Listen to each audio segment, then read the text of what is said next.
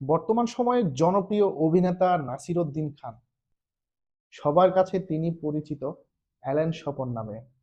সাম্প্রতিক সময়ে প্রকাশিত নয়া নোট নামের একটি ওয়েব সিরিজে তিনি অভিনয় করেন।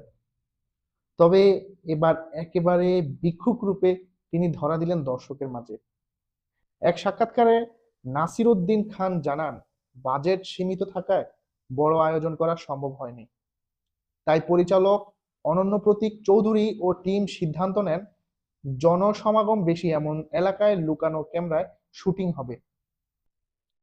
ফার্মগেট ফুটওভারের উপর ক্যামেরা বসানো হয়। এরপর তাকে নির্দেশ দেওয়া হয় নিচে ভিক্ষুকের বেশে চলাফেরা করতে এবং চরিত্রটা এমনভাবে ফুটিয়ে তুলতে। অভিনেতার ভাষায় তিনি ভিক্ষা চাচ্ছিলেন, অনেকে পাশ কাটিয়ে গেলেও কয়েকজন তাকে টাকা দিলেন। আর এভাবেই দৃশ্য শেষ হওয়ার পর তিনি দেখেন প্রায় 500 টাকা হয়েছে। তার মতে এত অল্প সময়ে এত টাকা আয়, এটা মন্দ নয়। প্রত্যেক নাটক, সিনেমা এবং ওয়েব সিরিজ আমাদের আশেপাশের বাস্তব ঘটনাকে অবলম্বন করে তৈরি করা হয়। ঠিক তেমনি নয়া নোট নামের ওয়েব সিরিজটি হয়তোবা কোনো না কোনো বাস্তব ঘটনাকে অবলম্বন করেই বানানো হয়েছে। এখন বিষয় হলো, আমাদের আশেপাশে আমরা যে সকল ভিক্ষুক অসহায় মানুষদের দেখছি, তারা কি আসলেই অসহায়, নাকি আমরা অন্য সকল প্রকাশ্য প্রতারণার মতো এখানেও প্রতারণার শিকার হচ্ছি, যা আমাদের কাছে অপ্রকাশিত হয়ে থাকছে? বর্তমান আয়ের প্রেক্ষাপটে ভিক্ষুকরা দৈনিক এবং মাসে যে পরিমাণ আয় করে, সে হিসাব করলে তাদেরকে গরিব অসহায় বলা যায় না, আপনার আমার থেকে ধনী বলা যায়। তফাৎ করলে দেখা যাবে, আমরা যারা তাদের গরিব অসহায় মনে করে দান করে থাকি, আসলে তারা নয়, আমরাই প্রকৃত গরিব। ভিক্ষুকদের এই ভিক্ষাবৃত্তির আড়ালে তাদের বাড়ি গাড়ি, ধন সম্পদ এবং সিন্ডিকেটের ব্যাপারে এখন কারোরই অজানা নয়।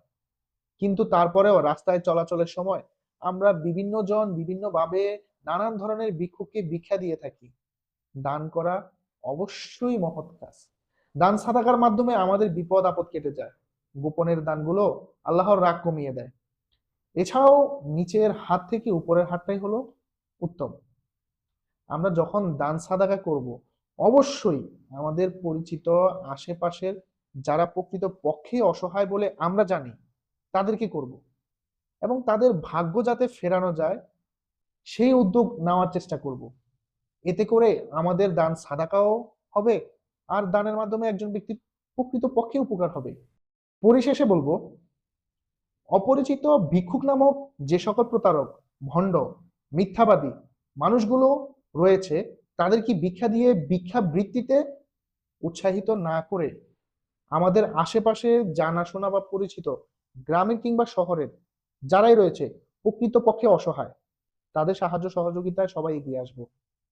এতে করে দেশেরও মঙ্গল হবে এবং প্রকৃত অসহায় মানুষগুলোর কর্মের ও জীবন ধারণের একটা উপায় বের হয়ে আসবে।